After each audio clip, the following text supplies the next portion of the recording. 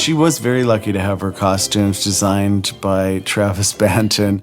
I'm not sure she realized it at the time.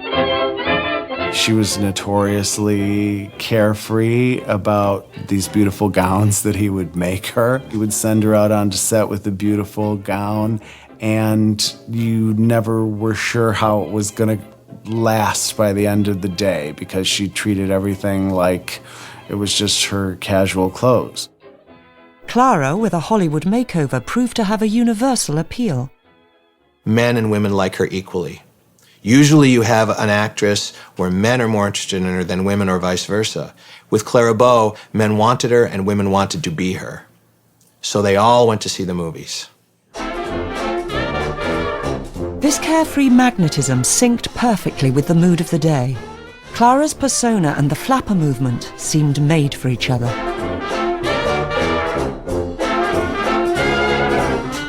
Flapper refers to a new woman at the beginning of the 20th century, after World War I, who broke with traditional standards. Everybody gasped at the way the skirts were going up and the way they carried on, and they sat in the back of cars with young men.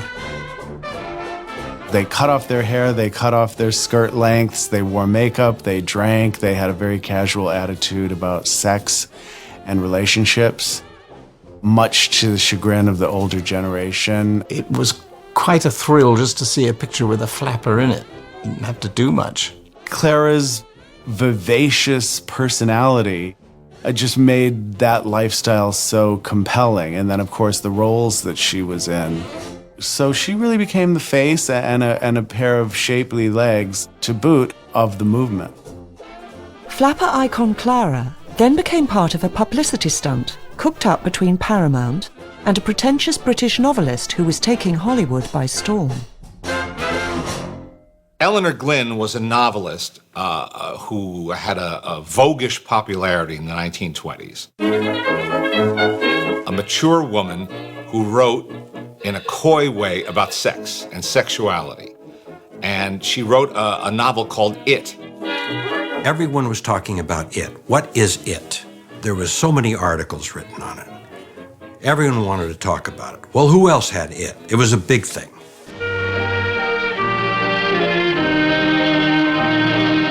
I read in the paper the other day that it is really just the same thing as sex appeal. Now, is that really true? Well, you see, if that were really the case, every good-looking woman in the entire world would have it. Whereas I suppose, if one counted, it's about 1 in every 10,000. How does one tell this it in a person? Is it the way they talk or move or? No, I should say, to give it the most exact description, it is something which emanates from the eyes.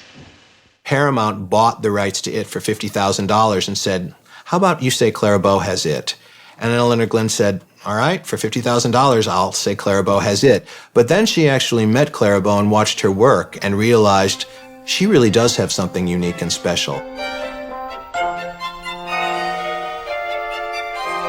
In the film, Clara plays a vivacious shopgirl, loaded with the essential it, who pursues her handsome boss.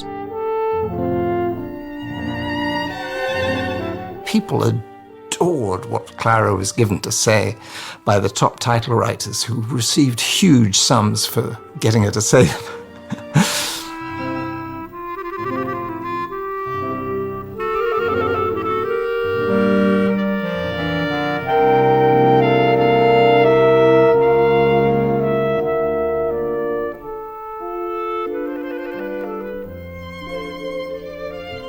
You had to have something for the player to do that was dynamic and kept the attention of the audience. And what better than to have a fellow kiss you and you think she's fast and you think she's easy and pow!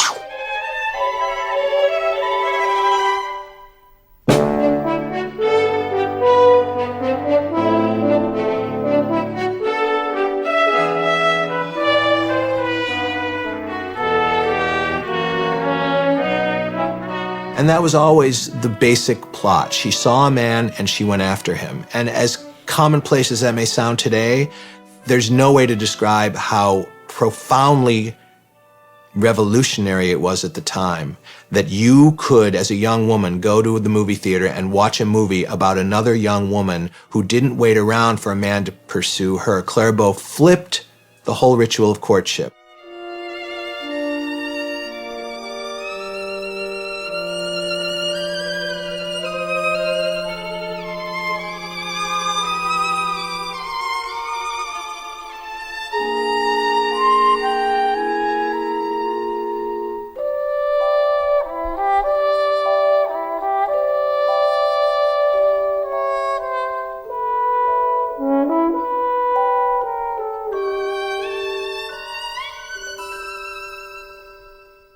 There's a scene where she goes to the arcade on a date, and you can see briefly her bloomers under her skirt, which she may not have worn in real life, but for film, the propriety dictated that if she was going to be rolling around inside of a moving tube, she probably needed to have some bloomers.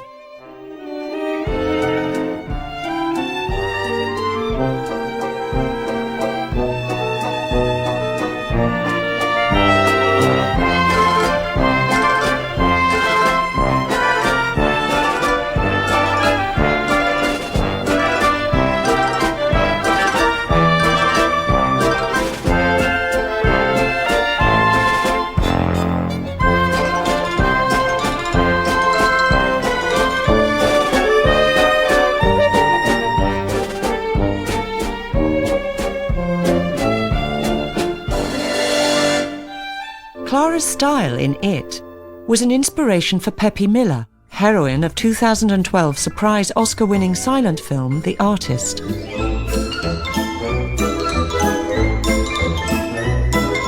I definitely think there's a connection between The Artist and It. I used it as a reference and was very excited about using it. I wanted to use Clara's early costumes as an inspiration for Peppy Miller. The way I use a scarf, she's on the back of the ship playing a ukulele later in the film, and I used that look on Peppy Miller in The Artist. And then there's Peppy Miller is playing tennis, and we put a scarf in her hair that was a style and a way of wearing a scarf that Clara often wore her hair. Whether consciously or unconsciously, there's a great bit of influence from Clara Bow in the costumes of The Artist. And it was this striking image, perfected in It, that defined the look of the day and helped to make Clara a superstar. Oh, she's got it, and plenty of it, brother, she's got it. I never saw another have so much of such and such. She's really not exquisite, but after all, what is it? At the height of her fame, Clara was receiving more mail each week than the average US town of 5,000 people. Now it ain't that ain't it. People used to mail things to her that simply said the It-Girl, Hollywood, California, and she got it.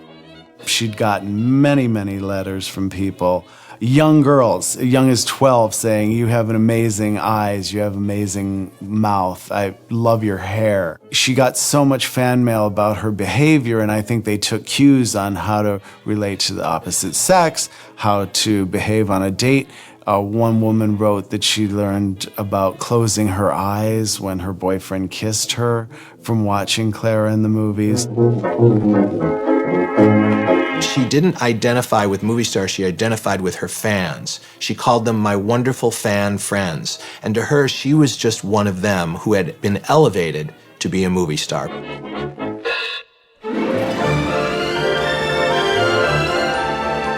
That same year saw the release of Wings, an ambitious, risky, big-budget World War I action movie, and the studio gave Clara a lead role to help guarantee the film's success. They rewrote the part to make it bigger so that she would be there as insurance against this $1.2 million investment. In Wings, Clara is literally the girl next door who's always had a crush on Buddy Rogers' character, which he doesn't really reciprocate. He thinks of her more as a pal.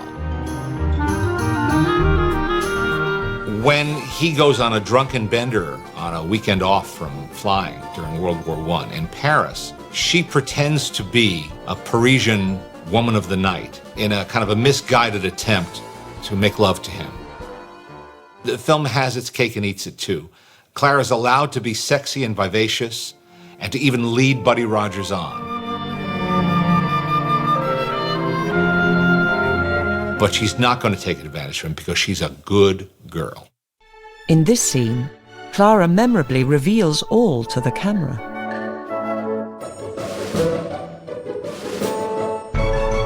And now again, this is just skirting the edge of what was acceptable at that time in American mainstream movies.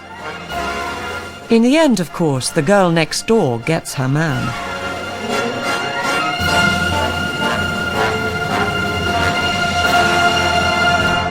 That was the emblematic Clara Bow part. Wings was a colossal success. The picture played for 63 weeks at the Criterion Theater in New York City. At $2 a ticket, that's a high price. Back in 1968, Wings co-star Richard Arlen was asked about his memories of working with Clara. She was a very courteous, lovely little girl, vivacious, full of life, and one of the nicest persons I've ever worked with. She was most generous with herself. She was the biggest star we had at that particular time, and she was the last to know it. But the massive box office success and critical acclaim for Wings did little to endear her to the Hollywood elite. She was one of the boys with the grips and would eat lunch with everybody. There was none of this hi-hat stuff at the studio, movie star stuff.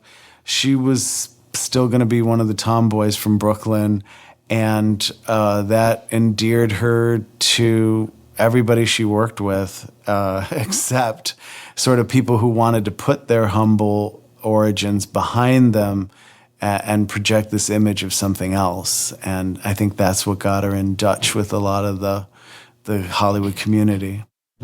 Fellow actress Louise Brooks was an accepted part of that community, but she could see the absurdity of Clara's predicament. She wasn't acceptable socially. Eddie Sutherland my husband gave absolutely the best parties in Hollywood. So I asked him one day to invite Clara Bow, and he said, "Oh, heavens, no, we can't have her. We don't know what she do. She's from Brooklyn." Everyone on the lot at Paramount said, of course, she's the greatest actress, but she wasn't acceptable, and she knew that.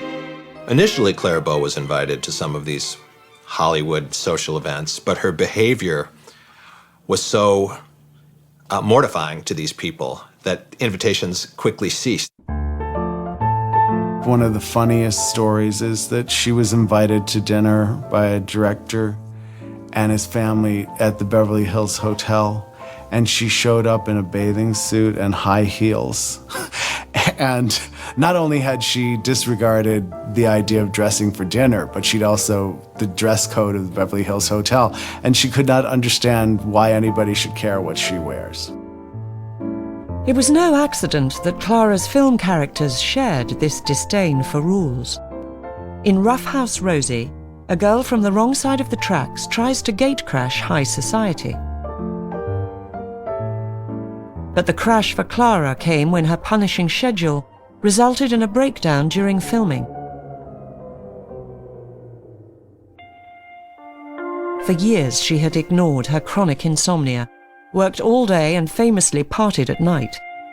The cracks began to show. Paramount realized that their valuable star needed a rest and gave her a 3-month holiday. This may have been a break from her crushing workload, but she still maintained an intense personal life. Clara Bow's love life was the fodder of a lot of speculation and heavy press coverage, and she encouraged it in the sense that she was very open and direct and honest about what she was doing. She would call her boyfriends her engagements, which at the time was a euphemism which everyone understood tacitly that we're sleeping with each other. Gary Cooper was one of several very public engagements in the same year. Her relationships didn't last very long, but they were very intense. And they must have been, she was one of the most famous people in the world. So you can imagine how the queue must have been round the block. Clara had fallen for future matinee idol Gilbert Rowland when they appeared together in The Plastic Age. I did know him And he had that terrific sense of protection. He was